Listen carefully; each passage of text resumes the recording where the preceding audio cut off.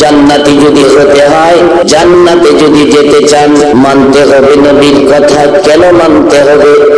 নবী আমার আপনার জন্য 63 বছর জিন্দেগি কষ্ট করেছে। কত কষ্ট! আমাদের দেশে বাবা সন্তানের জন্য কষ্ট করে, সন্তানকে কষ্ট করে লালন পালন করেছে। বাবা বুড়া হয়ে গেছে, সন্তান এবার সংসারের দায়িত্ব নিয়ে নিছে। বাবাকে বলে, বাবা বহু কষ্ট করেছেন, আর কষ্ট করতে হবে না, আপনি বিছানায় শুয়ে থাকেন, শুয়ে শুয়ে খাবেন, জীবনে বহু কষ্ট করেছেন, এবার আমরা কষ্ট করে সংসার চালাবো, আপনি শান্তিতে থাকবেন। সুসন্তান যদি হয়, এইভাবে মা বাবাকে শান্তিতে রাখে। রে বাবারা, ভাইয়েরা, উম্মতের জন্য মা বাবার চাইতে আমার নবীর দরদ বলুন বেশি না কম। মা খাদিজাতুল কুবরা রাদিয়াল্লাহু তাআলা আনহার জীবনী, আসুন মা আয়েশা সিদ্দিকার জীবনী। আম্মা জান আয়েশা সিদ্দিকা বলেন, পৃথিবীর মানুষেরা রে, আমার নবী যেদিন আমার হুজরায় এসে ঘুমাইতো, আমার নবী আমার হুজরায় ঘুমাইতো, একটু সময় ঘুমাইয়া আমি দেখি আমার নবী বিছানায় বসে বসে কান্দে। পাশে বসে প্রশ্ন করি, হুজুর কেন এইভাবে কান্দেন, কি কথা, কি দুঃখ নবী জানতে চাই। আমার নবী জবাব দিলেন, রে আয়েশা, আমার অন্য কোনো দুঃখ নয়, আমি বসে বসে কান্দি আমার গুনাহগার উম্মতের দুঃখ লইয়া। মা আয়েশা ডেকেছে, আমি ভাবলাম মায়ের ব্যথায় কান্দেন, বাবার ব্যথায় কান্দেন। আমার নবী জবাব দেন, আয়েশা রে, মায়ের ব্যথায় নয়, বাবার ব্যথায় নয়, আমি আমার উম্মতের ব্যথায় কান্দি। যে নবী বাবার ব্যথায় নয়, মায়ের ব্যথায় নয়, আপনার আমার মতো উম্মতের ব্যথায় কান্দে, সেই নবীর পক্ষে থাকা, সেই নবীর ভালোবাসা দেওয়া, সেই নবীর কথা মানা, বলুন আমাদের দরকার আছে কিনা? মা খাদিজা বলেন, পৃথিবীর মানুষেরা রে, সারাটা দিন নবীজি ঘরের দুয়ারে দুয়ারে ঘুরতো আর ডাকতো, ইয়া আইয়ুহান নাসু লা ইলাহা ইল্লাল্লাহ তুফলিহু।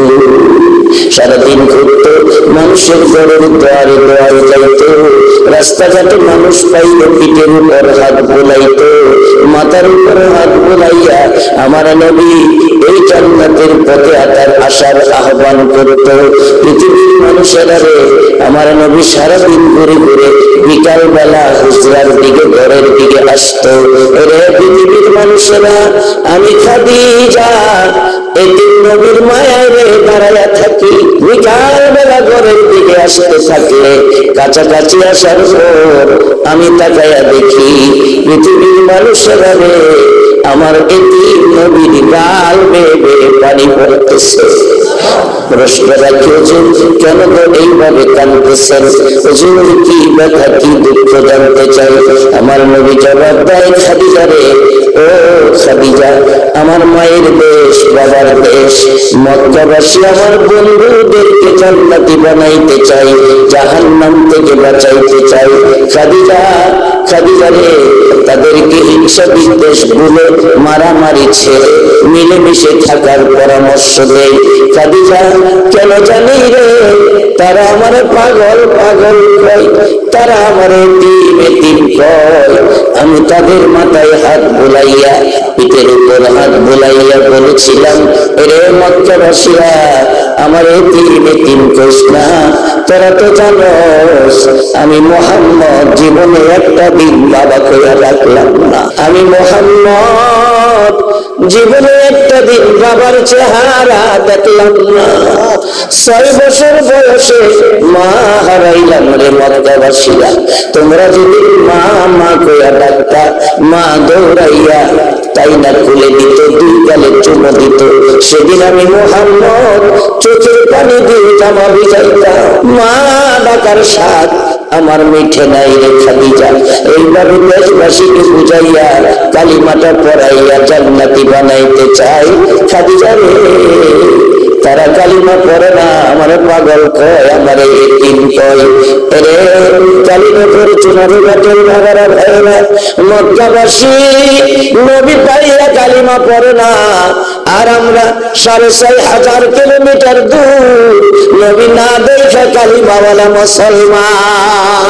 আমাদের জন্য নবীজি বলে গেছে মাজলিসু ফিকহিন খায়রুম মিন ইবাদাতি 60 সানা। এই কোরআন সুন্নাহর মাজলিসের বসার কারণে 60 বছর ইবাদতের চেয়ে বেশি নেকি পেয়ে গেলেন। শুধু তাই নয়, আমার নবী বলেছে মান ক্বালা লা ইলাহা ইল্লাল্লাহু ফাদাখালাল জান্নাহ, যারা জবানে পড়েছে কালিমা লা ইলাহা ইল্লাল্লাহু মুহাম্মাদুর রাসূলুল্লাহ সাল্লাল্লাহু আলাইহি ওয়াসাল্লাম, তারা অবশ্যই জান্নাতি হবে। বাবারা, আমি জানতে চাই আপনার প্রত্যেকের কাছে সেই কালিমাটা আছে কিনা? আপনারা জান্নাতি, আপনারা জান্নাতি, আপনারা জান্নাতি, সবাই বলুন মারহাবা। জান্নাত একেবারে সহজ এই নবীর উম্মতের জন্য। এখন আপনারা, নবী আপনাদেরকে জান্নাতি বানাইয়া গেছে কষ্ট করে। মা বাবা কষ্ট করে লালন পালন করলে যদি মা বাবার প্রতি এত শ্রদ্ধা হয়, যেই নবী এত কষ্ট করে আমরারে জান্নাতি বানাইয়া গেছে, এই নবীর প্রতি আমাদের শ্রদ্ধা ভালোবাসা থাকা দরকার আছে কিনা? আমরা জান্নাতি, সকলে আবারও বলুন মারহাবা। জান্নাতে যে যাইবে বিশ্বাস হয়নি? সবার মনে বিশ্বাস হয় না। কেমনে জানো? জীবনে তো ভালো কাজ কর, বেজাল বেশি। টিকেটটা নবী কেটে দিয়া গেছে বেহেশতে, লা ইলাহা ইল্লাল্লাহু মুহাম্মাদুর রাসূলুল্লাহ। এই কালিমা যাদের আছে তারা বেহেশতি, যার বাস্তব। হযরত হাসান বসরি রাহমাতুল্লাহ আলাইহির জীবনী, হাসান বসরি রাহমাতুল্লাহ আলাইহির জীবনী, ওনার পার্শ্ববর্তী বাড়ি এক ভদ্রলোক আগুনের পূজা করে, যার নাম কিতাব লেখে শামাউন। বুড়া হয়ে গেছে, বিছনায় হয়ে গেছে, কখনো আগুন ছাড়ে না। মনে করেন না শীতের মধ্যে আগুন লয়ে বসে, এরকম না, পূজা করে আগুনের। হাসান বসরি রাহমাতুল্লাহ আলাইহি বললেন, বাবারে, ও বাবা, বুড়া মানুষ শামাউন, জীবনটা করে আগুনের পূজা করলা, তোমার কপালটা খারাপ। তোমার একটা ভালো পথ দেখাই, কি? তুমি কালিমা করে আখিরি নবীর উম্মত হও, মুসলমান হও, তাহলে কবরে গেলে তুমি জান্নাতের শান্তি পাইবে। শামাউন ডাকতেছে, হাসান বসরি, এই পরামর্শ আমরা আগে দিলি না, জীবনটা শেষ করলাম আগুনের পূজা কইরা, তখন তো বিছনায় পড়ে গেছি, এখন করলে কি হবে? হাসান বসরি রাহমাতুল্লাহ আলাইহি ডাকেন, রে শামাউন, এখনো সময় আছে রে, কালিমাটা পড়, কালিমাটা লইয়া কবরে যাও। আমি হাসান বসরি কথা দিলাম, তুমি জান্নাতি হয়ে যাইবা। শামাউন ডাকতেছে, হাসান বসরি রে, এই পরামর্শ আগে পাইলে কালিমাটা পড়ে জীবনে কিছু ভালো কাজ করতাম। অবশেষে ডাকতেছে, ও হাসান বসরি, আমাকে কালিমাটা পড়াইয়া মুসলমান বানাইয়া দাও। কালিমা পড়াইয়া দিলে ডাকতেছে হাসান বসরিকে লক্ষ্য করে, হাসান বসরি রে, আর একটা কথা শোনো, আমি তো কালিমা পড়ে মুসলমান হয়েছি, আখিরি নবীর উম্মত হয়েছি। হাসান বসরি, আমার একটা অনুরোধ তুমি শোনো। মন কয় আমি বাঁচবো না, বৃদ্ধ হয়ে গেছি, আমি যদি মরে যাই রে হাসান বসরি, তুমি আমার নিজের হাতে গোসলটা করাইও, তুমি নিজের হাতে আমার কাফন করাইও, আমার জানাজা তুমি নিজে কইরা নিজের হাতে আমার কবর নামাইও। হাসান বসরি, কবরে যাওয়ার সময় তুমি একটা লিখিত কাগজ আমার দিয়া দিও। আমার আর কিছুই নাই, আমি আখিরি নবীর উম্মত হইয়া কালিমাটা লইয়া কবরে গেলাম। হাসান বসরি রাহমাতুল্লাহ আলাইহি সেই কথা মতো একটা কাগজ লিখিত দিয়ে দিলেন। নবীর উম্মত হইয়া জান্নাতের আশায় কালিমা পড়ে কবরে গেলেন। শামাউন মৃত্যু হলে গোসল দিয়ে কথা মতো সব কাজ করে কাফনের ভিতরে কাগজটা দিয়ে কবর নামাইয়া কবরের কাজ সম্পূর্ণ করে সবাই চলে গেলেন। হাসান বসরি বলেন, আমিও চলে গেলাম। রাত্র গভীর, ঘুমের ঘরে ঘুমিয়েছি।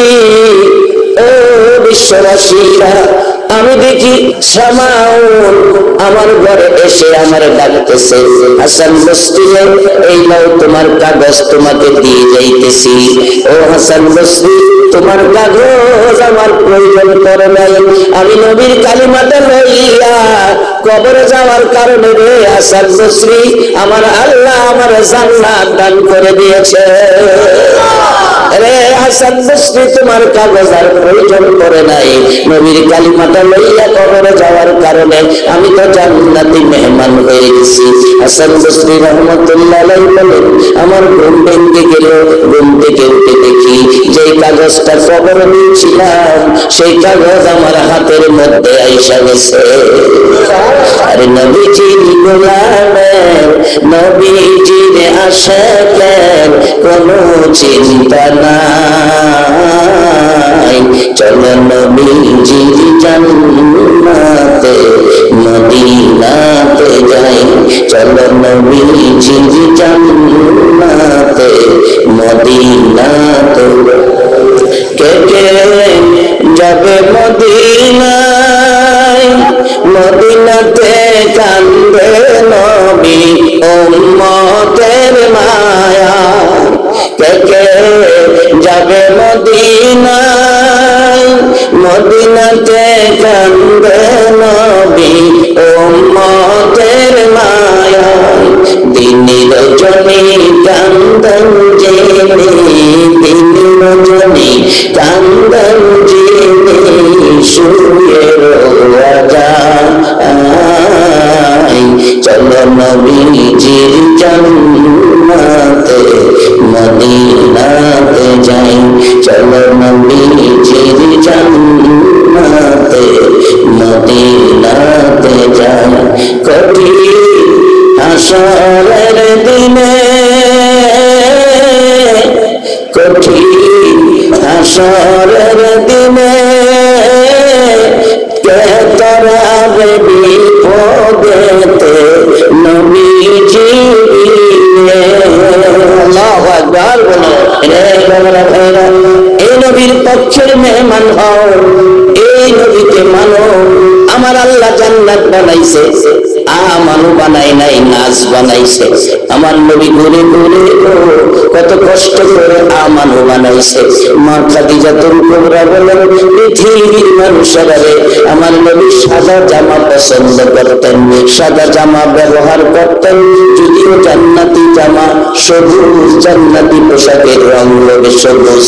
আমার আল্লাহ গাছ গাছরা সবুজ দিয়া পৃথিবী সাজাইছে, জান্নাতও সাজাইছে সবুজ রঙের জিনিস দিয়া।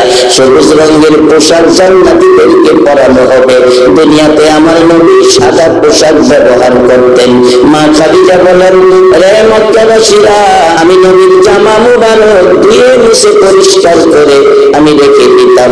সকালবেলা আমার নবী থেকে উঠে ঘরের দ্বারে দ্বারে যাবেন, মানুষের কাছে যাবেন, জান্নাতি বানাবেন, আমানু বানাবেন, কালিমাওয়ালা বানাবেন, হিংসা বিদ্বেষ ভুলে মানুষ মানুষের সাথে মিলেমিশে থাকবেন, এই পরিবেশটা পৃথিবীতে রাখবেন।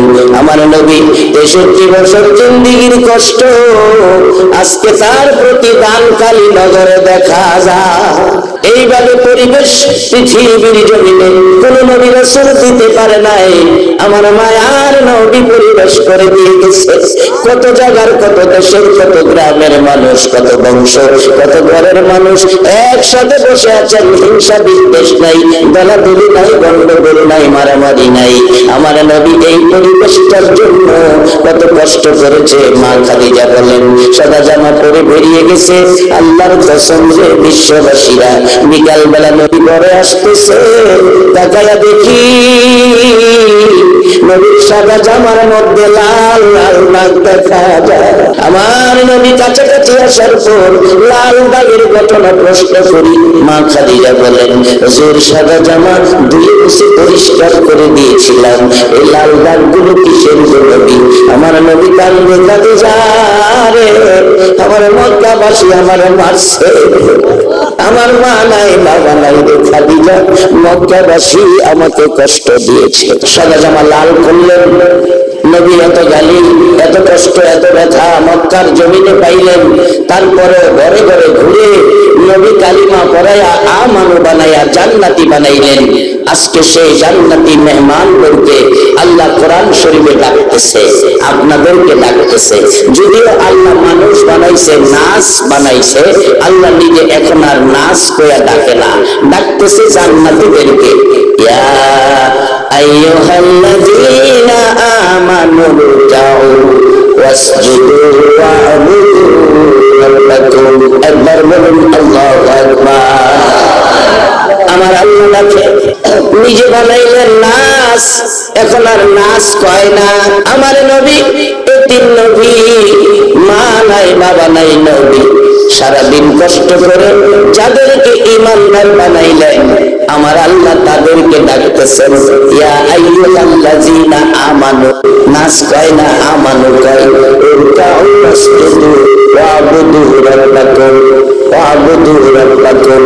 ও ইমানদাররা, জান্নাত বানাইছি তোমাদের জন্য।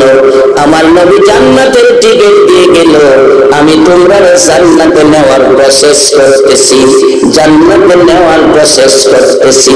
কালিমাওয়ালাদেরকে জান্নাতে নেওয়ার দায়িত্ব হয়ে গেছে আমার আল্লাহ। এখন কাউন্টার সার্ভিস গাড়ি চলে জায়গায় জায়গায়, কাউন্টারে মানুষ টিকিট কেটে পয়সা থাকে ঢাকা যাইব, কাউন্টারের মালিক হইল টিকিট দেওয়া, আর ঢাকা পর্যন্ত নেওয়ার দায়িত্ব বাস আইতাছে পিছে। নবী টিকিট কেটে গেছে, আর জান্নাতে নেওয়ার দায়িত্ব হয়ে গেছে আমার আল্লাহ। আল্লাহ কিভাবে প্রসেস করতেছে দেখেন। আপনি জান্নাতে যাবেন, প্রথমত ডাকলেন ইয়া আইয়ুহাল্লাযীনা আমানু। ইয়া আইয়ুহান নাস কয় নাই, আমানু কইছে। ইমানদাররা তোমরা কি করো? উরকাউ ওয়াসজুদু ওয়া'বুদু রাব্বাকুম। রুকু সিজদার মাধ্যমে রবের ইবাদত করো। এরপরে জান্নাত দিলাইবো এই কথা কয় না, এরপরে বলছে আফআলুল খায়রা। রুকু সিজদার মাধ্যমে ইবাদতটার নাম হলো নামাজ। নামাজের পরে তোমরা কি করো? আফআলুল খায়রা, ভালো কাজ করো, তাইলে লাআল্লাকুম তুফলিহুন, তোমরা সফল কাম, অর্থাৎ তোমরা জান্নাতি। এখন নামাজের পরে যদি ভালো কাজ না কইরা খারাপ কাজ করে, তাইলে এখানে জান্নাতে যাওয়ার আশা করা যায় না। আমি আজকে আপনাদের কাছে সত্য কথা জানতে চাই। আজকে কালীনগরের যুব সমাজ যে মদিনা মুনাওয়ারা নাম দিয়ে সংগঠন করে একটা মাহফিল, জান্নাতের বাগানের আয়োজন করেছে, কোরআন সুন্নাহর মাহফিলের ব্যবস্থা করেছে, একটা সত্য কথা বলবেন, তারা কি কাজটা ভালো করেছে না খারাপ করেছে?